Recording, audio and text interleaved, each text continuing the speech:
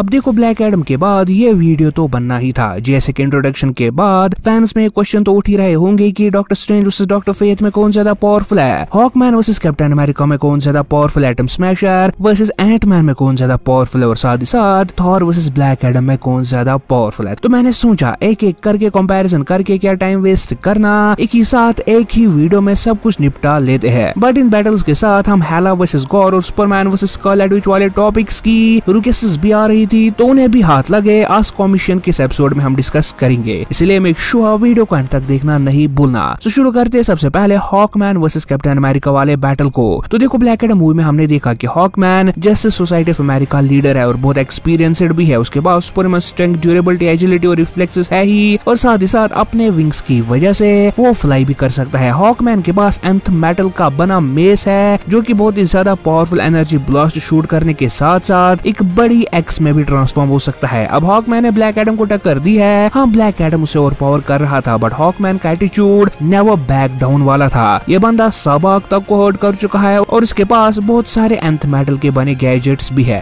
वहीं बात करें कैप्टन अमेरिका की, तो कैप्टन एक peak human level super hero है जिसके पास peak human strength, durability, agility और स्पीड है, और इसके साथ साथ कैप एक एक्सपर्ट फाइटर, लीडर और टेक्नीशियन भी है। उसके पास उसका वाइब्रेनियम का शील्ड भी है जो कि उसे एक फॉर्मेडेबल अपोनेंट बनाती है। सो अगर दोनों का कंपैरिजन किया जाए तो हॉकमैन कैप्टन अमेरिका से हर मामले में आगे है, चाहे बात करें स्ट्रेंथ की, ड्यूरेबिलिटी की, स्पीड की या पावर्स की। हॉकमैन ब्लैक एडम को टक्कर दे चुका है, उसके पंचेस और लाइटनिंग को सर्वाइव कर चुका है। वहीं कैप्टन अमेरिका को थैनोस ने एक पंच में नॉकआउट कर दिया था। सो हॉकमैन क्लियर विनर है। बट अगर हम बात करें कैप विद म्योलनियर वर्सेस हॉकमैन की, तो कौन विनर होगा हमें कमेंट्स में जरूर बताओ। मेरे ओपिनियन में still हॉकमैन will be the winner, but आपको क्या लगता है हमें कमेंट्स में जरूर बताना। बढ़ते हैं नेक्स्ट टॉपिक हेला वर्सेस गॉर की तरफ कि इन दोनों में कौन ज्यादा पावरफुल है। अब देखो मैं शायद से भूल गया, बट इस वीडियो में आगे भी ब्लैक एडम मूवी के रिलेटेड स्पॉयलर्स होने वाले हैं, इसलिए अगर आप ब्लैक एडम मूवी के लिए स्पॉयलर्स नहीं चाहते तो ये वीडियो यहाँ ही बंद कर देना। अब बढ़ते हैं नेक्स्ट टॉपिक हेला वर्सेस गॉर की तरफ कि इनमें कौन ज्यादा पावरफुल है। तो देखो गॉर को उसकी पावर्स नेक्रो स्वॉर्ड से मिलती है जिसकी वजह से ही वो यूनिवर्स के इतने सारे गॉड्स को मार पाया था। थॉर, वॉल्क्री, माइटी थॉर को टक्कर दे पाया था, और इसी नेक्रो स्वॉर्ड से वो अपने शैडो बर्जर्कर्स की आर्मी बना चुका है। बट वही हेला के पास भी अवेकनड थॉर को सरपास करने वाले स्ट्रेंथ, ड्यूरेबिलिटी, एजिलिटी और पावर्स है। उसके नाइट स्वॉर्ड से वो आर्मीज को हरा चुकी है और अपने वीकनेड स्टेट में ये बंदी म्योलनियर को डिस्ट्रॉय कर चुकी है, और यही Mjolnir was able to destroy necro sword जो कि गॉर का power source. Gorr shadow berserkers की आर्मी बना सकता है, बट हेला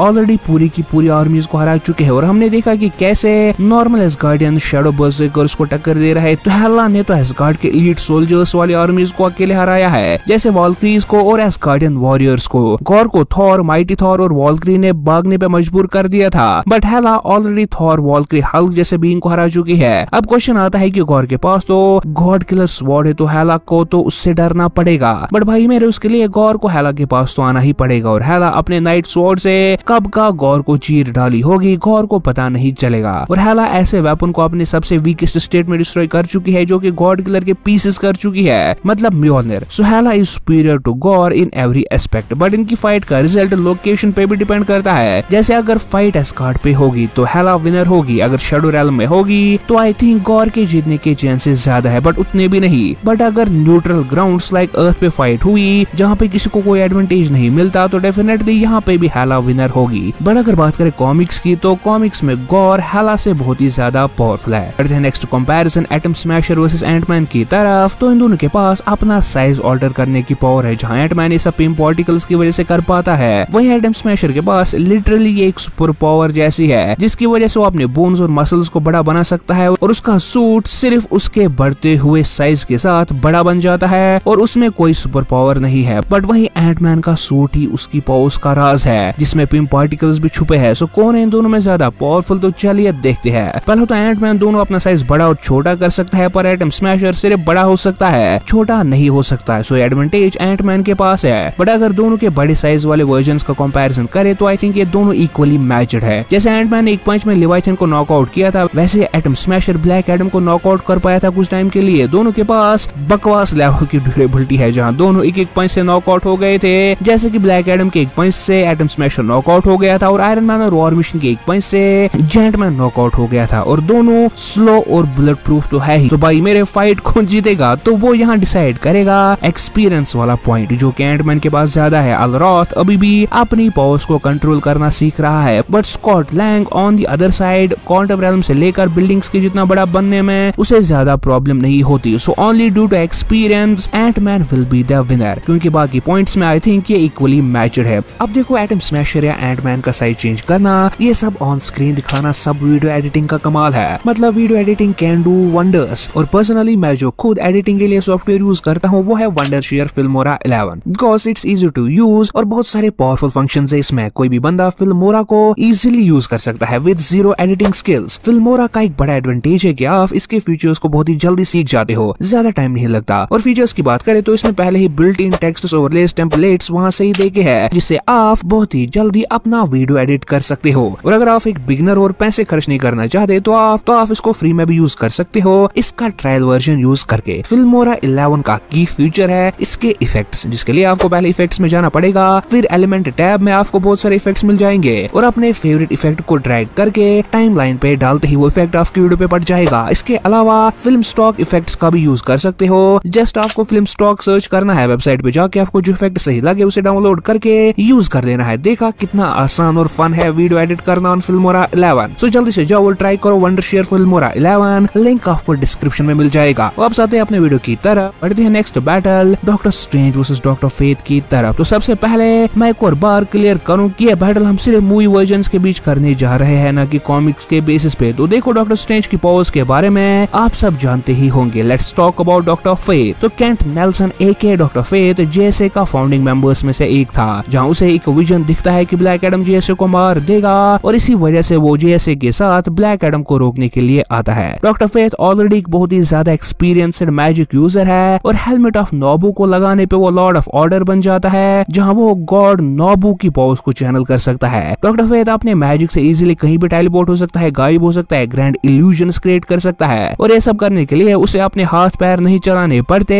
वो बस सोचने पे ये सब कर सकता है। डॉक्टर फेथ एनर्जी शील्ड्स भी बना सकता है जो कि ब्लैक एडम की लाइटनिंग तक को सर्वाइव कर पाए थे। डॉक्टर फेथ बड़े बड़े पावरफुल एनर्जी कॉन्स्ट्रक्ट शूट कर सकता है जो कि इतने पावरफुल है कि ब्लैक एडम और सबाक तक को हर्ट कर पाए थे। लिटरली ब्लैक एडम दर्द से चीख रहा था जब डॉक्टर फेथ ने यह अटैक उस पे किया था। Doctor faith astral projection power भी पोजेस करता है, जहां वो अपने एस्ट्रल फॉर्म में ब्लैक एडम को छुड़ाने के लिए गया था और वहीं दूसरी तरफ सबाक से लड़ रहा था। डॉक्टर फेथ की एक और मेन पावर है उसकी पावर डुप्लीकेशन और अपने क्लोन्स बना के वो दोनों ब्लैक एडम और सबाक को कुछ टाइम के लिए रेस्ट्रेन कर पाया था। और ब्लैक एडम डीसीयू सुपरमैन के लेवल का बीइंग है, उसे फिजिकली रेस्ट्रेन करना is a big feet. Doctor faith future भी देख सकता है बट केंट नेल्सन कहता है कि वो बस पॉसिबिलिटीज देख सकता है। सो ये पावर भी बड़ी एडवांटेज देगी डॉक्टर फेथ को अपने फाइट्स में। अब ऐसा पावर्स तो हमने सिर्फ देखा है डॉक्टर फेथ को यूज करते हुए, इसके अलावा भी उसके पास अनगिनत एबिलिटीज और पावर्स होंगी जिनके बारे में हमें नहीं दिखाया गया। और सबसे इम्पोर्टेंट बात, अगर आपने गौर से डॉक्टर फेथ के कैरेक्टर को ब्लैक एडम में देखा होगा तो आपको पता होगा कि वो अब फाइट्स से थक चुका था, इसलिए वो अपनी फुल पावर्स को यूज ही नहीं कर रहा था और सबाक की औकात नहीं कि वो डॉक्टर फेथ को हरा पाए। एक्चुअली केंट नेल्सन मरना चाहता था और उसे पता था कि डॉक्टर फेथ की फॉर्म में वो मर नहीं सकता, इसलिए सबाक के अटैक से मरने के लिए उसने पहले अपना हेलमेट उतार दिया और जो मरा वो केंट नेल्सन था, ना कि डॉक्टर फेथ। अब इन बातों को ध्यान में रखते हुए चले कंपैरिजन शुरू करते हैं। अब देखो इट इज ऑब्वियस कि डॉक्टर स्ट्रेंज के पास ज्यादा फीट्स है क्योंकि वो अभी तक 4-5 मूवीज में दिख चुका है, वहीं डॉक्टर फेथ की अभी ये पहली ही मूवी थी। तो देखो सबसे पहले बात करें इन दोनों की मैजिक की, तो डॉक्टर फेथ का मैजिक ज्यादा पावरफुल है। तो एमसीयू में डॉक्टर स्ट्रेंज एल्ड्रिच मैजिक का यूज करता है जो कि एक एक्स्ट्रा डायमेंशनल एनर्जी है और कुछ नहीं, बट डॉक्टर फेथ को अपनी पोस्ट डायरेक्ट एक गॉड नोबू से मिलती है। हेलमेट पहन के नोबू केंट नेल्सन की बॉडी को कंट्रोल कर लेता है। दूसरा, अगर आपने डॉक्टर फेथ के एनर्जी क्रिस्टल अटैक को देखा होगा तो आपने नोटिस किया होगा कि ये अटैक ब्लैक एडम तक को हर्ट कर पाया था, जिसके ड्यूरेबिलिटी के बारे में मुझे बताने की जरूरत नहीं। बट वहीं डॉक्टर स्ट्रेंज का कोई भी एनर्जी अटैक अभी तक इतने ड्यूरेबल बीइंग को हर्ट नहीं कर पाया था। डॉक्टर स्ट्रेंज के एनर्जी अटैक्स को तो थैनोस से और पावर कर पाया था। बात करें ड्यूरेबिलिटी की तो डॉक्टर स्ट्रेंज ग्लास कैनन है, मतलब वो तो बहुत ही ज्यादा पावरफुल है बट इन द एंड उसके पास एक ह्यूमन के जितनी ही स्ट्रेंथ और ड्यूरेबिलिटी है। लाइक डॉक्टर स्ट्रेंज 2 में हमने देखा कि गॉर्गोटोस के अटैक से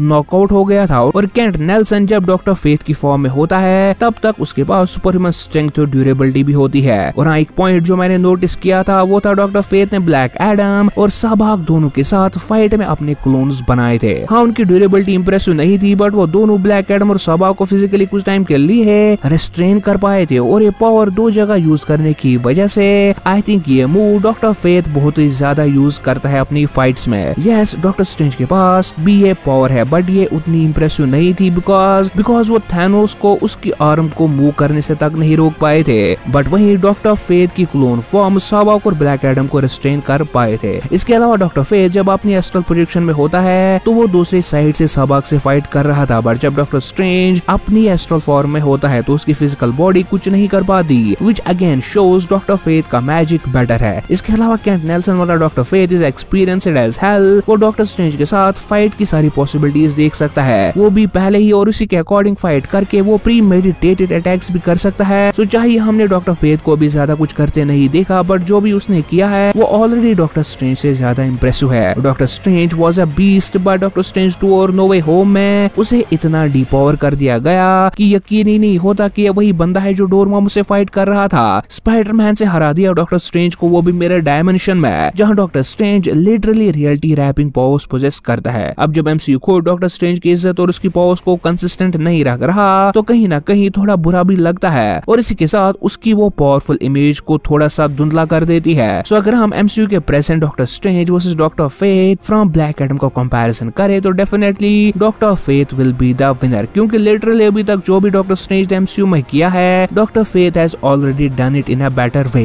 but let's see in future की डॉक्टर फेथ की पावर्स को कैसे शो किया जाएगा, क्योंकि डेफिनेटली केंट नेल्सन के बाद अब कोई और डॉक्टर फेथ के मेंटल को आगे लेके जाएगा। सो फाइनली आ गए हैं हम आज के last battle, Superman versus Scarlet Witch पे। तो यहाँ मैं सिर्फ एमसीयू वर्सेस डीसीयू वर्जन्स का ही कंपैरिजन करूंगा। तो पावर्स और ओरिजिन तो आप सबको पता ही होंगे, सीधे चलते हैं कंपैरिजन की तरफ। तो सबसे पहले मैं कुछ कंफ्यूजन क्लियर कर देना चाहता हूँ इन दोनों कैरेक्टर्स के रिलेटेड। पहला तो मैजिक सुपरमैन की वीकनेस नहीं है, जैसा कि बहुत सारे लोग मानते हैं। Superman is vulnerable to magic, और वनरेबिलिटी और वीकनेस में बहुत ही ज्यादा फर्क होता है। दूसरी बात, स्कारलेट विच को हमने हमेशा एक ऐसे स्टेट में देखा है जहाँ वो सब कुछ खो चुकी है, इसलिए वो अपनी पावर्स लिटरली हाईएस्ट लेवल पे यूज कर रही थी मल्टीवर्स ऑफ मैडनेस में। और जैसा उसने डॉक्टर स्ट्रेंज से कहा था कि शी वाज बीइंग रीजनेबल, पर उसके बाद उसने अपने बच्चों को पाने की लालच में वो हर कोई हद पार कर रही थी और अपने मैक्स पोटेंशियल को यूज कर रही थी। सो अगर मैं एक कैरेक्टर को मैक्स पोटेंशियल पे लूंगा और दूसरे को नॉर्मल पे, तो कंपैरिजन फेयर नहीं होगा, इसलिए हम वीडियो के एंड में इन दोनों को अपने फुल पोटेंशियल पे भी कंपेयर करेंगे। बट अभी के लिए अगर स्कारलेट विच और सुपरमैन की फाइट हो तो बहुत चांसेस है कि स्कारलेट विच सुपरमैन का वही हाल करेगी जो कि उसने इल्यूमिनाटी के साथ किया था। अब आप बोलेगी कि भाई सुपरमैन फिजिकली बहुत ही पावरफुल है, तो स्कारलेट विच नहीं। तो इसका आंसर भी हमें दे दिया गया जब स्कारलेट विच कैप्टन मार्वल से फाइट कर रही थी, जहां कैप्टन मार्वल अपनी पावर्स यूज कर रही थी, बट स्कारलेट विच के एनर्जी शील्ड्स को ब्रेक नहीं कर पाई थी और लिटरली वो फिजिकली कैप्टन मार्वल को टक्कर दे रही थी, और इसी दौरान उसने उसकी सारी एनर्जी को एब्सॉर्ब करके उसे हरा दिया था। अब ये क्वेश्चन आता है कि सुपरमैन के पास सुपर स्पीड है तो वो स्कारलेट विच को कुछ सोचने या करने से पहले ही उसे नॉकआउट कर देगा, बट शायद सुपरमैन फैंस को ये बात नहीं पता कि सुपरमैन कभी भी अटैक टू किल वाला एटीट्यूड नहीं रखता है। वो हमेशा फाइट को टालने की कोशिश करता है, और यही चीज है कह सकते हो वीकनेस उसकी इस फाइट को हारने का रीजन होगी, क्योंकि स्कारलेट विच रीजन या सोचने नहीं बैठती, but Superman being a good guy Wanda को पहले समझाने बैठेगा, और यहाँ पे वांडा अपने कैओस मैजिक का यूज करके सुपरमैन को हरा सकती है। बट जैसे मैंने कहा कि स्कारलेट विच अपने फुल पोटेंशियल पे थी और किसी भी हद तक जाने के लिए तैयार थी, और यही चीज उसे सबसे डेंजरस बनाती है। बट अगर हम सुपरमैन को भी ये सब दे, मतलब सुपरमैन भी अपने फुल पोटेंशियल पे हो और अपने अपोनेंट को हराने के लिए कुछ भी कर सकता है, तो कौन होगा विनर? यहाँ पे मेरे फुल पोटेंशियल से मतलब है मूवी वर्जन के फुल पोटेंशियल पे, ना कि कॉमिक्स के। और सुपरमैन के फुल पोटेंशियल और किसी भी हद तक जाने वाले वर्जन की अगर मुझे मूवीज में एग्जांपल देनी हो तो वो होगा इवल सुपरमैन या डार्क साइड कंट्रोलर सुपरमैन, जिसे कि हम जैक स्नाइडर जस्टिस लीग के एपोकलिप्स वाले सीन में देख चुके हैं, जहां उसने पूरे जस्टिस लीग को मार दिया था और पूरी अर्थ को डिस्ट्रॉय कर दिया था। क्या वांडा से सुपरमैन के सामने टिक पाएगी या उसे हरा पाएगी? तो इसका आंसर है नहीं। वो क्यों? वो इसलिए क्योंकि सुपरमैन को जो चीज रोक रही थी वो थी उसकी ह्यूमैनिटी। जैसे मैंने कहा सुपरमैन अटैक टू किल नहीं करता, बट एक इवल सुपरमैन की ये वीकनेस या लायबिलिटी नहीं है। वो स्कारलेट विच के अटैक या कोई भी पावर यूज करने से पहले ही स्कारलेट विच को मार देगा अपनी सुपर स्पीड से। सो यस, स्कारलेट विच और पावर्ड है, बट इवल सुपरमैन के सामने वो टिकने नहीं वाली। सो अब आप ही बोलोगे कि भाई तूने इवल सुपरमैन को क्यों लिया? तो भाई मेरे स्कारलेट विच भी वांडा का एक एस्पेक्ट है जहां वो इवल बन जाती है और अपने गोल को हासिल करने के लिए कुछ भी कर सकती है। मैंने बस इस बैटल को फेयर बनाने के लिए इवल सुपरमैन को लिया है, क्योंकि स्कारलेट विच असल में एक इवल केवल वांडा विद पावर अपग्रेड ही तो है। सो ये तो था आज का हमारा वीडियो। अगर आपको वीडियो पसंद आया हो तो वीडियो को लाइक और चैनल को सब्सक्राइब करना नहीं भूलना, और आपके ओपिनियन में किसके फाइट जीतने के चांसेस ज्यादा है इन दोनों में हमें कमेंट्स में जरूर बताना। हमारी दूसरी वीडियो आने तक हमारे black Adam versus Superman versus Thor पे बनी वीडियो को लेफ्ट क्लिक करके, और ब्लैक एडम वर्सेस एवेंजर्स पे बनी वीडियो को देखने के लिए राइट क्लिक करके वीडियो को एंजॉय कर सकते हो। Until then, good. Get through it, and the only thing I know is to love what I'm doing. Never give up, never slow till I finally prove it. Never listen to the no's, I just wanna keep moving.